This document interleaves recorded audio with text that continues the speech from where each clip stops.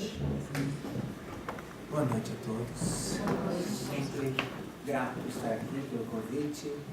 Sempre uma alegria muito grande. Vamos falar de um tema que eu gosto muito, que é a convivência. Os problemas que nós temos nos nossos relacionamentos, os problemas de conviver uns com os outros como seres humanos. Me lembro uma amiga minha que falava: eu sou muito espiritual quando eu estou sozinho no meu quarto meditando. Mas quando eu saio e encontro as pessoas, fica difícil de ser espiritual. Esse é o grande desafio, né? Vivemos num mundo de sociedade. A lei social é uma das leis naturais, uma das leis de Deus. Então, é o nosso desafio, né? Estar uns com os outros. Mas por que isso acontece? Porque nós somos muito difícil conviver com as pessoas por causa das nossas diferenças, né? Se a gente pensar, Deus não cria as pessoas como fábrica, né? Que faz tudo igualzinho. Todos os carros são todos iguaizinhos, saem todos iguais. Não, cada um de nós é completamente diferente um do outro. Nós somos únicos. Cada um de nós é um espírito incomparável. Ninguém é igual a ninguém. Primeiro, nós temos experiências completamente diferentes uns dos outros, né? Começando pelas diferenças culturais, né? A pessoa que nasceu lá na Arábia Saudita, você não pode comparar com a pessoa que nasceu no Brasil. Mesmo dentro do Brasil, a maioria de nós brasileiros e portugueses, temos diferenças imensas, né? Culturalmente, as pessoas que vêm do Sul são completamente diferentes das pessoas que vêm do Norte, do Nordeste.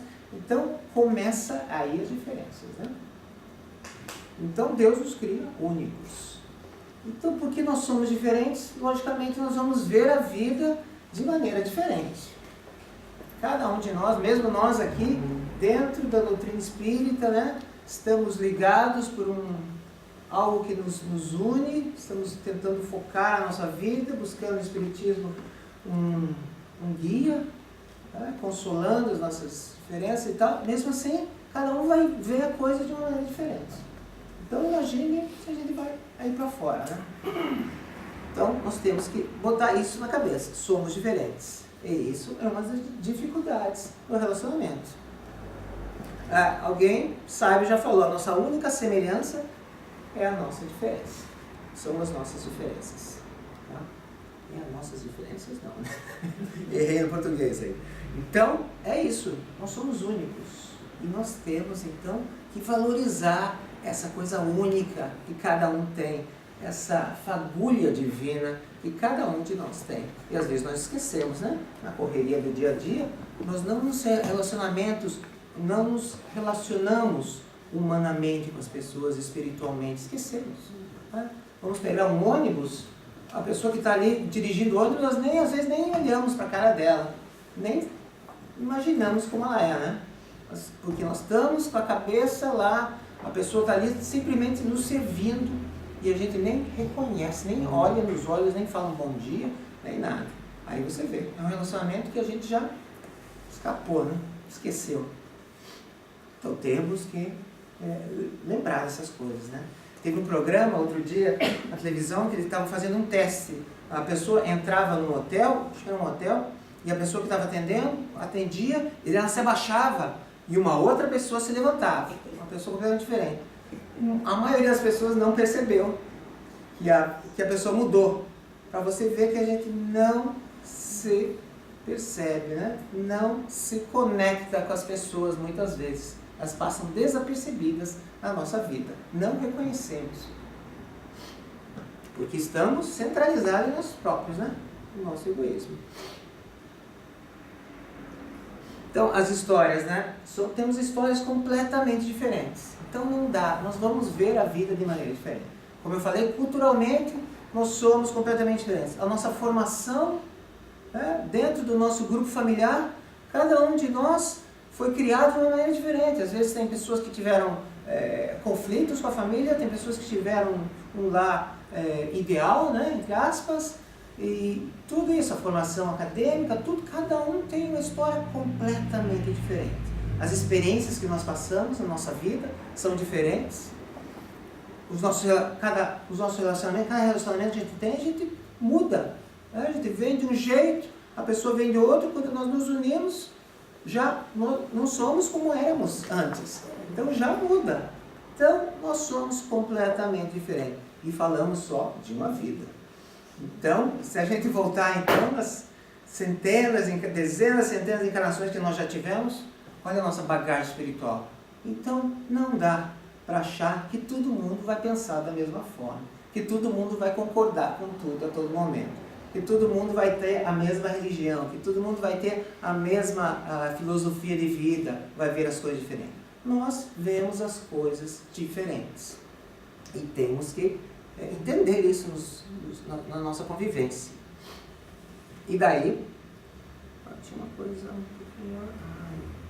eu acho que eu mandei antes de mudar. Eu queria passar para isso. Essa foi uma mensagem psicografada por Chico Xavier na reunião da FEB, que está no Reformador, fevereiro de 73. Emmanuel escreve isso. Olha que maravilha.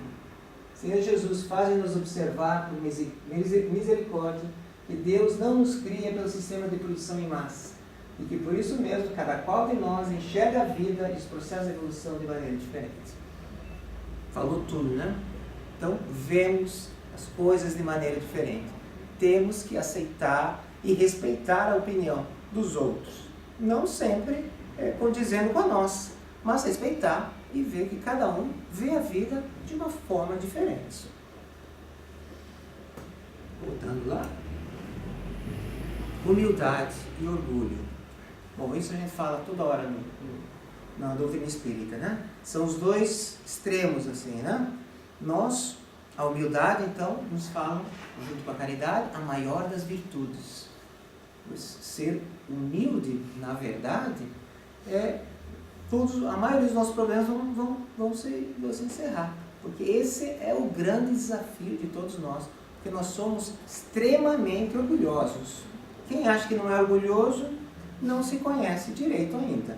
Né? Porque se a gente se auto-observar nas nossas reações, quando as pessoas nos ferem, quando as pessoas não fazem exatamente como a gente queria, nós ficamos muito chateados, nós julgamos a pessoa, nós somos orgulhosos. O que é o orgulho? É achar que nós somos mais especiais que as outras pessoas. As nossas necessidades devem ser primeiras do que as outras pessoas. E isso a gente vê em todo momento da nossa vida. Né? Por exemplo, numa coisa corriqueira, num trânsito, né? Quando o trânsito não anda, você acha que todo mundo devia abrir para você entrar, né? Porque você é especial, né? Você reclama, você xinga, você tudo, como se as outras pessoas também não estivessem tentando chegar no lugar que elas estão. Quer dizer, a necessidade deve ser primeira, na fila qualquer fila, né? Você quer que chegue, porque a tua necessidade esquecendo a necessidade dos outros. Então, o orgulho realmente é o nosso maior vício. É a nossa maior e o maior obstáculo para a nossa evolução. Então, nós temos que analisar como está o nosso orgulho. Se a gente tivesse assim um orgulhômetro e tivesse orgulho de um lado e humildade nos dois extremos, né? O ponteirinho estaria mais para o lado do orgulho, né? Nossa, que espírito, um pouquinho mais para o meio, talvez, sei lá, acho que não, né? Bom, cada um tem o seu orgulhômetro e sabe como quiser. Mas, logicamente, nós estamos da metade para cá, né? Para lá, é só os grandes missionários. E o que o Espiritismo fala do orgulho? Que o orgulho atrapalha nos relacionamentos, né? Muito, como a gente vai ver.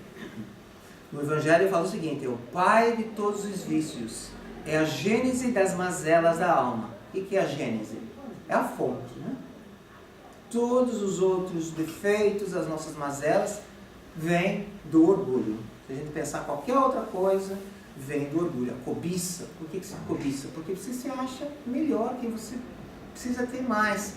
O egoísmo é tudo para você, tudo para você. Porque você está se sentindo o bom da boca. Maior obstáculo do nosso progresso, como diz o livro do Espírito, é o pai de todos os vícios, é a negação de muitas virtudes. Você não pode, por exemplo, ser caridoso, achar que é caridoso, que é muito caridoso, mas ser muito orgulhoso. Quer dizer, você vai ajudar a pessoa, mas você está ajudando, mas já está julgando, né? Você está lá, por exemplo, dando sopra, mas já vai pensando, putz, esse cara podia trabalhar mais, né? Quer dizer, é o teu orgulho interferindo na suposta virtude que é ser caridoso, ou coisas do tipo. Então, é a barreira, né? É aquele obstáculo que nós temos que trabalhar. É o grande obstáculo de todos nós, é o orgulho.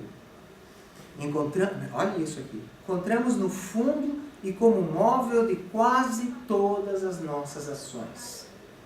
Nós somos governados pelo ego, muitas das nossas decisões são feitas, às vezes inconscientemente, pelo ego, pelo orgulho, né? Que você acha que as coisas têm que ser melhores para você. Então nós temos que estar muito atentos.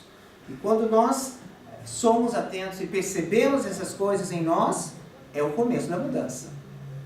Quando nós percebemos, é o primeiro passo para a mudança. Quando nós não percebemos, estamos ainda dormindo, né? Estamos ainda numa sonolência espiritual. Impede de ver nossas imperfeições, né? Se você acha que você é o melhor, você não vê as suas imperfeições e não muda. Fica parado. E, logicamente, os relacionamentos comprometem os nossos relacionamentos. Por quê? Aí vamos falar um pouquinho do ego. O ego aqui, lógico, as pessoas falam ego de maneiras diferentes, né? Mas eu estou aqui no sentido do ego, essa necessidade de se sentir superior. É como se fosse alguém que está tentando se passar por você. O ego é aquele que é um impostor, que está querendo passar por você. Eu vou te explicar um pouquinho. Nós queremos impor nosso ponto de vista. Por que acontece isso? Nós nos sentimos, muitos de nós, incompletos, insuficientes. Tá? A gente acha que no futuro vai adicionar alguma coisa em nós para a gente ficar completo, para a gente ficar completamente feliz. A gente sempre acha que algo no futuro vai acontecer para a gente se sentir completo. Então há essa insuficiência para a gente ser feliz, para a gente ser realizado. E o que acontece é que a gente começa a nos comparar com as outras pessoas. Há essa inquietação e a gente se compara.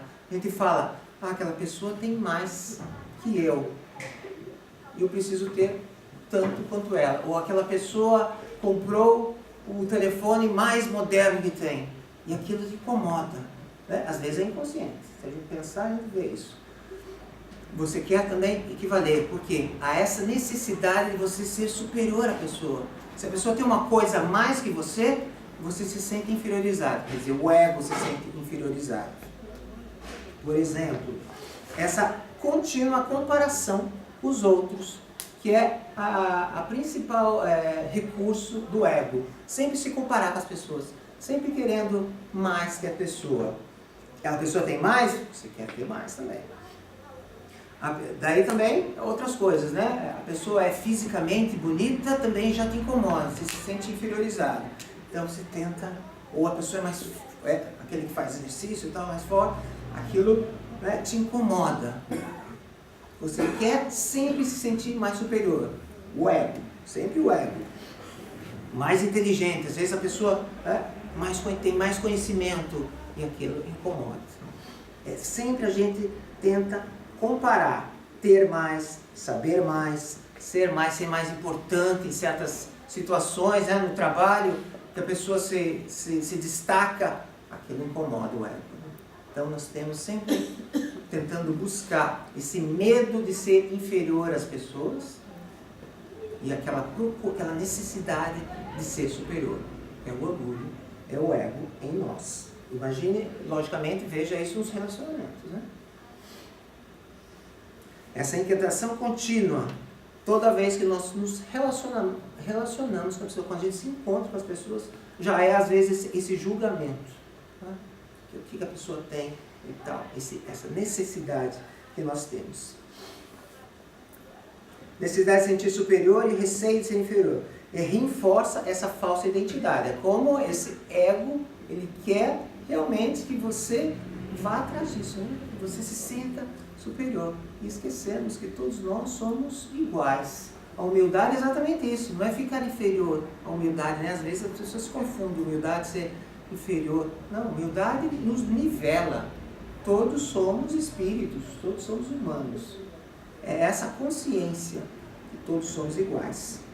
Em vez de ficar nos comparando. Ficando sempre contra as... tem isso também, né? Tem pessoas que buscam sempre discordar. Porque isso também reforça o ego. Porque se você discorda, o que você está fazendo? Você está falando que a pessoa está errada e você está certo. Você sendo superior. Por isso que muitas vezes pessoas buscam conflitos, buscam discussões, argumentos com as pessoas para se sentir superior. Tá? Então, sempre discordam, sempre querem buscar conflito, buscar um inimigo, entre aspas. Porque isso reforça o seu senso de superioridade das pessoas. Por isso que nós fofoca. Por que a fofoca? Porque quando você fala mal de uma pessoa, você está botando a pessoa para baixo. Né? Moralmente, você é o bom, né? Você está falando mal da pessoa, você está botando ela para baixo e você está sendo superior. Logicamente, é uma ilusão. E isso às vezes não é só as pessoas, nós fazemos com as situações da vida também. Né? Quando nós reclamamos da vida, quando reclamamos da fila, nós estamos dizendo que a fila está errada e que você está certo. Quer dizer, sempre querendo se sobressair. Você está certo, a pessoa errada. É um jogo mental que nós fazemos para nos sentir que nós somos imaturos espiritualmente, né? Quando nós estamos espiritualmente bem, nós não precisamos nos comparar uns com os outros. Né? Nós estamos juntos. Por exemplo, o centro espírita aqui, as diferenças que fazem a coisa acontecer. Se tivesse todo mundo dando palestra e ninguém cuidando do café, não ia funcionar o centro espírita, né?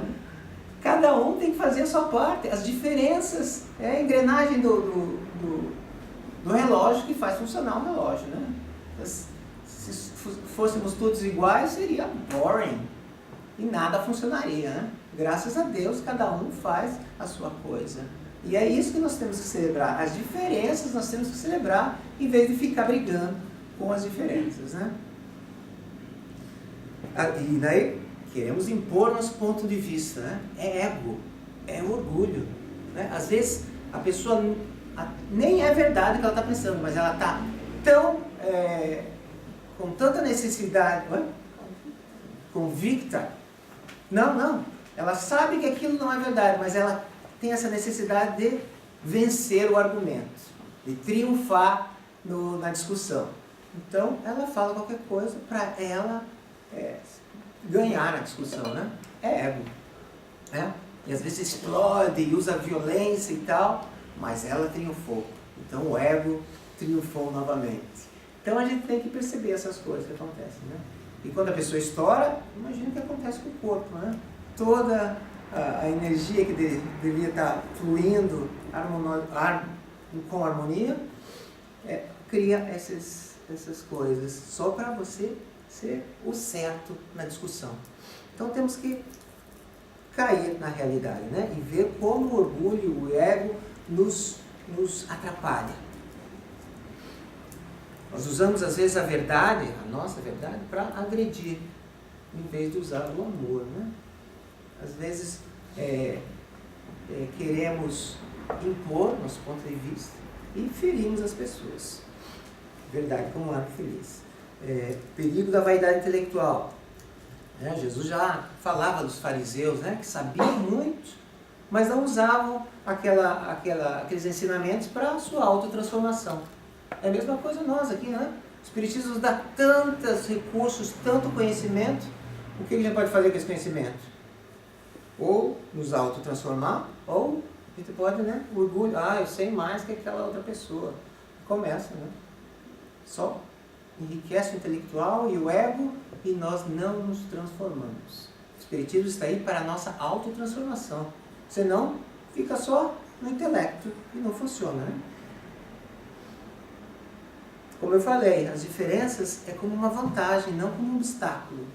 Então, nos nossos relacionamentos, nós temos que agradecer, né? Lógico, lidar com aquela diferença de uma maneira fraterna. Às vezes não dá, né? Há uma incompatibilidade tão grande que não dá. Mas vamos tentar.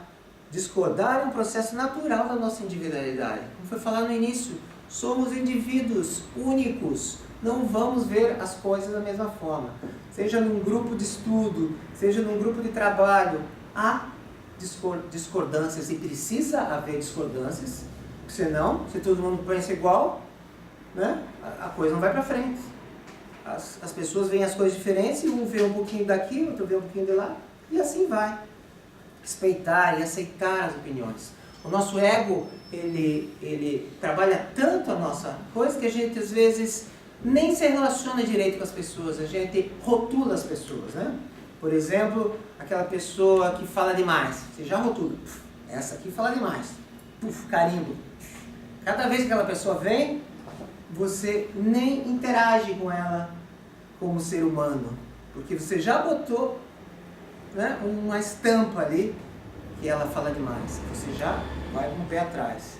Isto é, você não está mais se relacionando com ela, você reduziu aquele ser espiritual maravilhoso e único que já teve milhões de experiências com o seu carimbo, fala demais.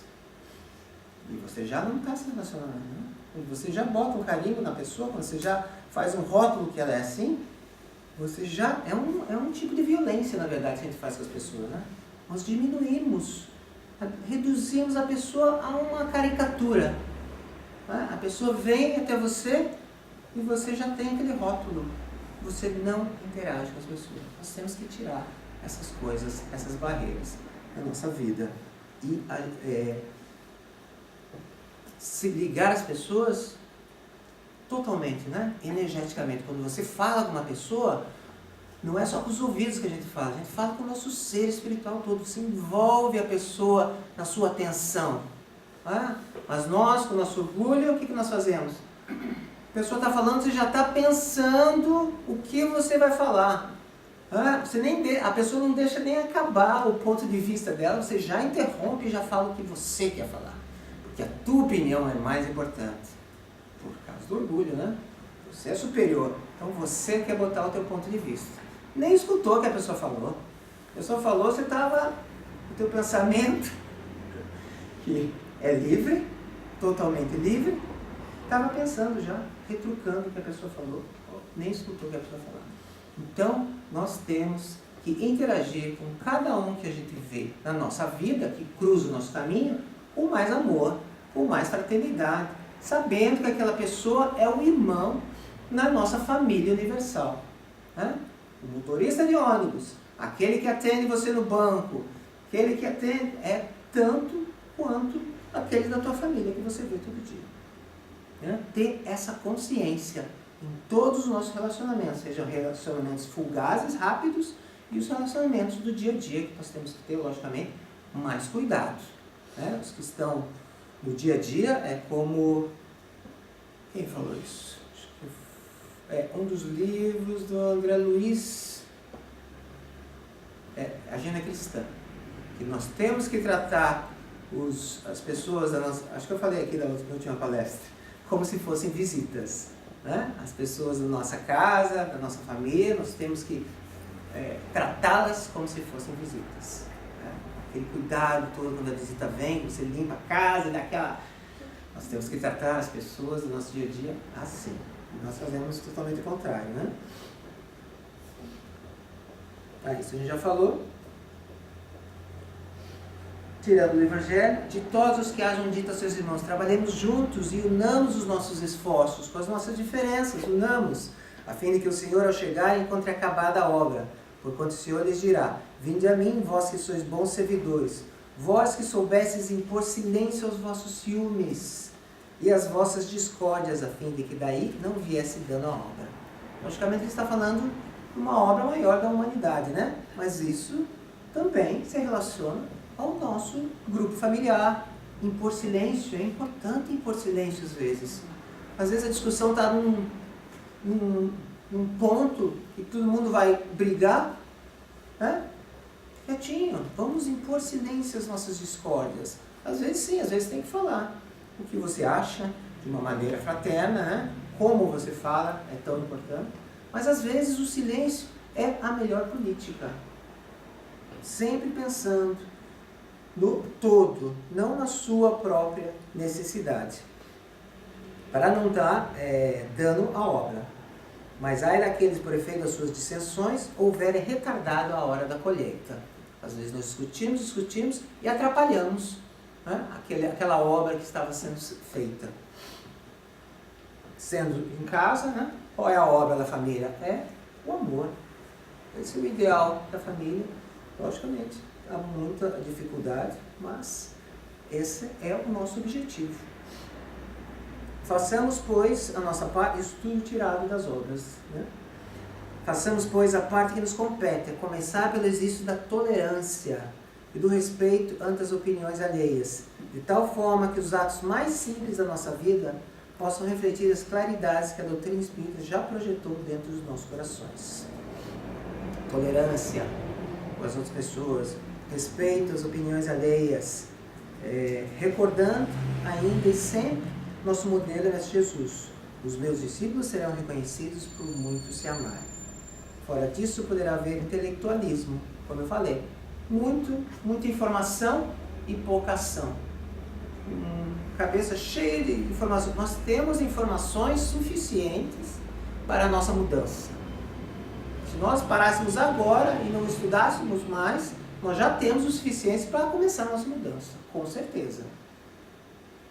Mas, lógico que o estudo é importante, nos relembra o que nós temos que fazer. Nós somos espíritos tão atrasados que precisa a tecla ser tocada a todo momento, né? Mas temos que nos amar. Fora disso, poderá haver intelectualismo, jamais sentimento de fraternidade. Espírita, amai-vos, esse é o primeiro ensinamento, instruí-vos, esse é o segundo. Então, em todas as nossas convivências, em nossos relacionamentos, nós temos que olhar para outra pessoa, né? Nós temos que parar de estar centralizados em nós próprios e lembrar do trabalho coletivo. Não ser enganados pelo nosso orgulho, pelo nosso ego, porque ele é o nosso grande inimigo que está dentro de nós. Acharmos que nós somos mais especiais e melhores que as pessoas e que as nossas necessidades devem ser feitas em restrição às outras pessoas. Por isso todas as dificuldades de relacionamento, por isso tanta coisa acontece por aí. Amarmos, esta é o grande ensinamento. Eu ia ler um texto, mas não vai dar tempo. Então eu deixo por aqui. Obrigado, pessoal. Nós vamos passar